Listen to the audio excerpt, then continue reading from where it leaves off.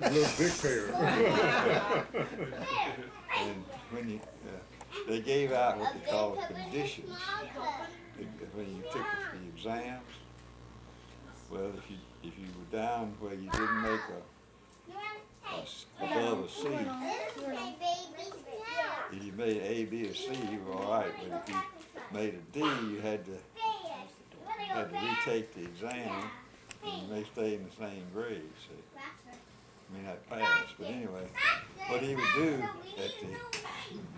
at the end of after the exam, Is that better? he would come in with all these in the main auditorium, all the students there. He'd come in with all these little bundles of paper, and he'd call out the names of those that had a condition. And so that means you had to take the exam over again. Or fail a whole year. Or you failed the whole year. If you didn't pass the re-exam, you were in trouble. But he was one of these guys, he was tall, and he'd rub this thing against his head, this slip, you know, he'd rub it against it. He was torturing you. He wouldn't tell who his name was on it, you know. He'd fool around, and everybody'd be sitting on the edge of the seat waiting to see if they got a condition or not. And of course, he was just enjoying himself, you know, and then he'd finally give out the conditions. And he did that every year, I mean, every class. It wasn't just the freshman class, it was every class. I mean, the second year, third year, fourth year. He did it everybody. But anyway, I'd had my interview with him, and to go into medical school, and he looked over all my grades from Millsaps and from St. Louis U when I went there, and from Ole Miss. And he came across a C. I had a C in organic chemistry. Well, he said you can't go to medical school with a C like that. That was in the beginning. That was a half semester. He said you're going to have to pull that grade up to a B to get in. So I went and told the professor what's fertility, Swatalis. They call it fertility. Swatalis is his name. What Swatalis said, and so they didn't care too much for Swatalis, you know, in the undergraduate pre-med group. But anyway, I went and told him. He said, "Don't worry about it, you get a B." So, I told the professor, and he said, "I got a B." And so I hadn't heard from Satala or anything. So I came on home at the end of that semester, and that's when Father Andrew Lawrence wanted to know if you'd heard anything? If I'd heard anything about getting into medical school. I told him, no, I hadn't. And I told him about the interview with Fatala. And he said, well, let me write him a letter. I know him. And he said, I'll just write him a letter. So he wrote a letter up to Fatala, and about 2 weeks later, I heard from his secretary, who said I'd been accepted to medical school. So then Father Fulham wrote that letter you saw there. He wrote a letter, and he was He was a rector of the cathedral down in Natchez, yeah. but he had been assistant here at St. Peter's. Well, I met him when he was in St. Peter's. In fact, when first came to Jackson, I was one of the editors of the school paper, so that was my job to go interview him. Oh, that was who you chose to go interview? I had to go interview Father Fulham when he first came here from Ireland, and he was the assistant pastor at St. Peter's. So I knew him, and he heard I was going to medical school. He said, "You got a place to stay?" And I said, "No, I don't have a place yet." He said, "Well, let me get you a place to stay up in St. Louis at the St. John's Hospital." He said, "The Mercy nuns run the hospital, and I know some of the Mercy nuns, and they were there in charge." And he named the one he wanted me to contact, so he wrote the nun a letter, and that's where there's a lady where he found me a place to stay, and he's gonna get me a job at the nun found me a place to stay, and they gave me a job working at the hospital. Well, I went up there, and I stayed about a week working at that place. And it's sort of boring. I didn't have much to do, so I didn't particularly like it. So I called Ralph Meyer and told him I was there. The guys in the Army with me, that's telling you about. And so Ralph said, my aunt, who's an old maid, had been taking care of her mother, and her mother had died, and that she had a room that we could stay in up there in St. Louis. But I had to get me a roommate. Well, I went and got a roommate, but he wasn't in medical school. He was an undergraduate. He was taking pre-med, and he's a real smart kid. And so he became my roommate for about 2 years. And so really, it was 3 years, because I got married in my senior year. So he was my roommate for 3 years. And he later finished in medical school, and he was he's a professor of endocrinology at the University of California in San Francisco. And he's, I think, written a lot of papers and stuff.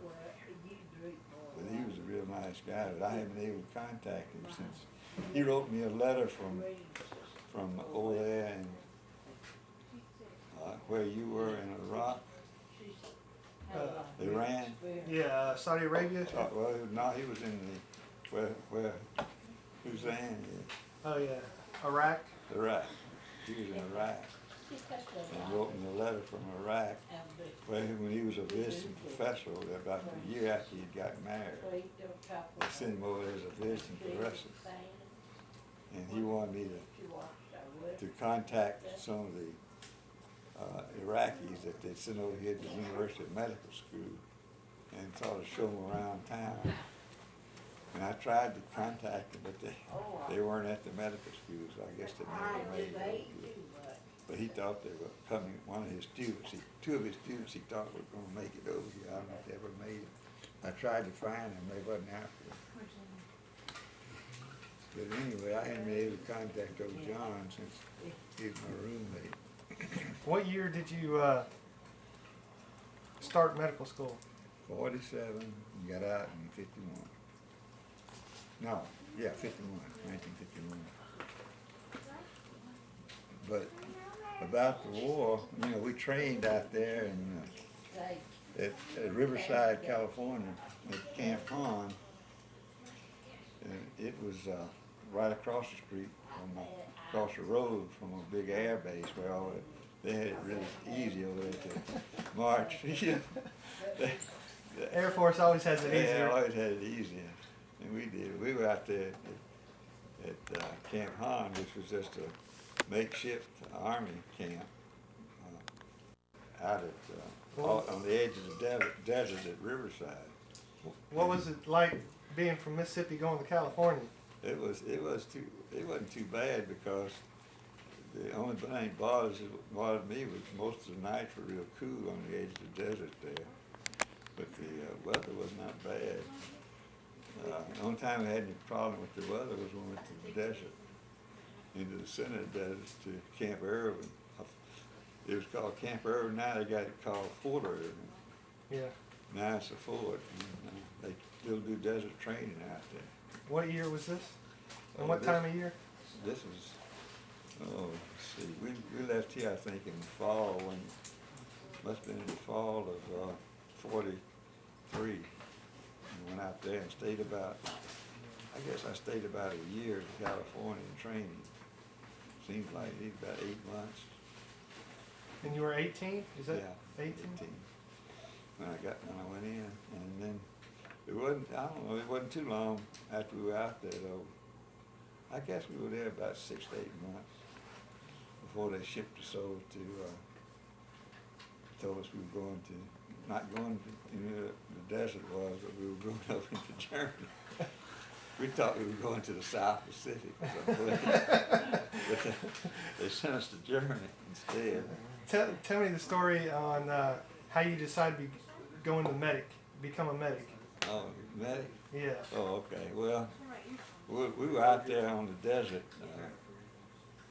We had to go qualify on the shooting range out there, And so we went out there, and you had to, I forget how many times you had to hit that bullseye before you could qualify on the M1 rifle.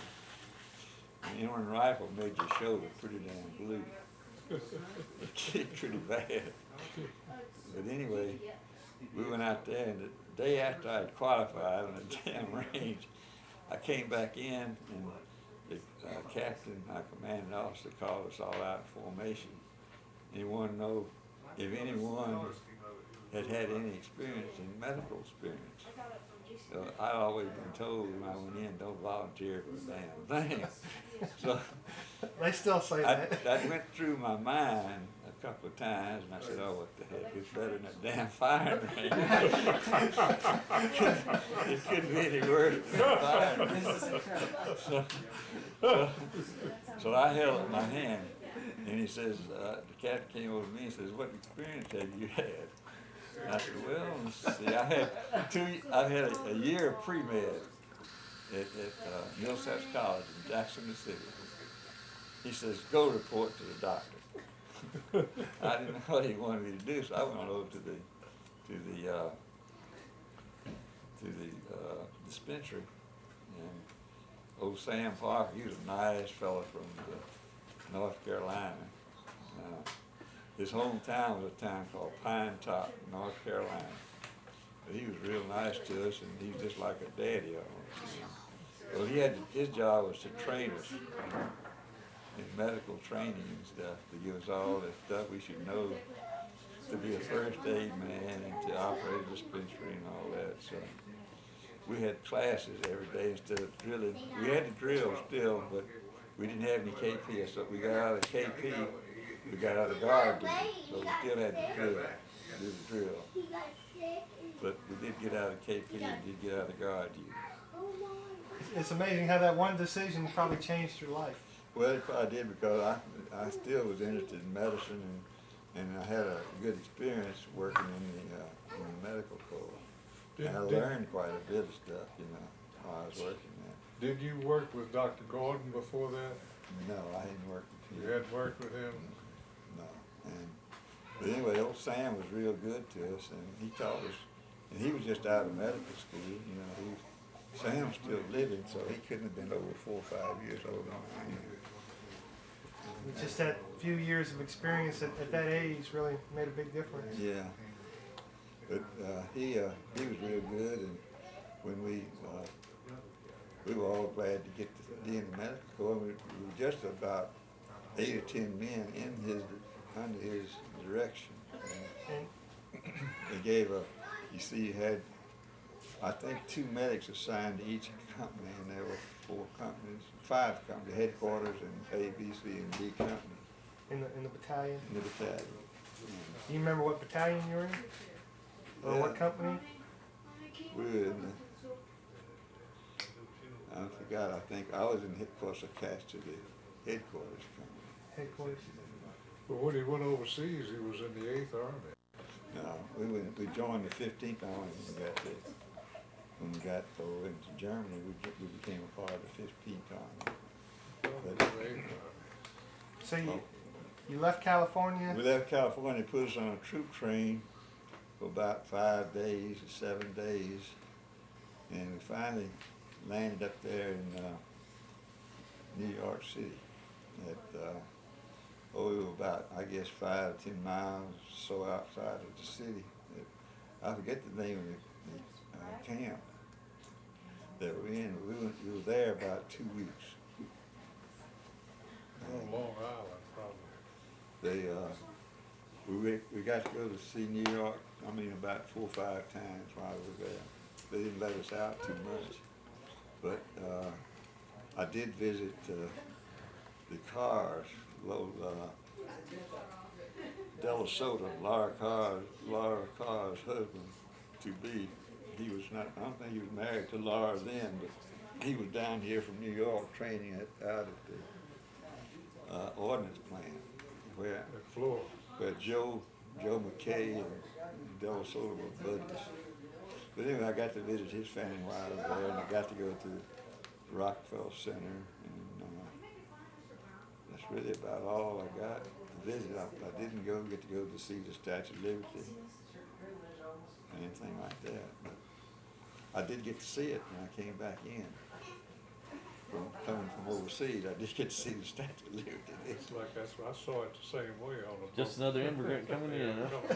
coming into the New York harbor. When we were shipping out of the port of embarkation in New York, they were bringing the troops. We were just passing them just like this. We were getting on their boat, and they were getting off, and they were coming off the Angel beachhead, and those guys looked like they'd been on a starvation diet somewhere. A lot of them had been prisoners of war and had been liberated. Most of them that they were bringing back, they said they were shell shocked and they weren't supposed to talk to them or have anything to do with them. But we didn't have time because we were getting on and they were just coming the other way. But they looked pretty bad. We didn't like to look at those guys. That's good. They looked like they'd been through hell and back. Well, they had been. Yeah. We didn't like. I didn't like to look for them when I saw them coming off that ship. Did you have any idea what you're getting into, or? We didn't know where we were going or what we were getting into. Really, Well, we just knew we were going to Germany. From the time you started training, weren't you with that same doctor the whole time? Yeah, I was through with Parker all the time. Parker, yeah, I've seen So pictures of we him went- talk about. I think he came here to visit. Oh one yeah, he time. came to They visit. get Christmas Yeah. cards from him. But anyway, we got on the Queen Elizabeth, and that was a quick trip. I think it was five nights and 6 days, and we were in merry old England. We landed at Glasgow, and then we had a shock of a life. They put us on one of those British trains, and it was a terrible ride. We went from Scotland all the way down to a place called Leeds, England.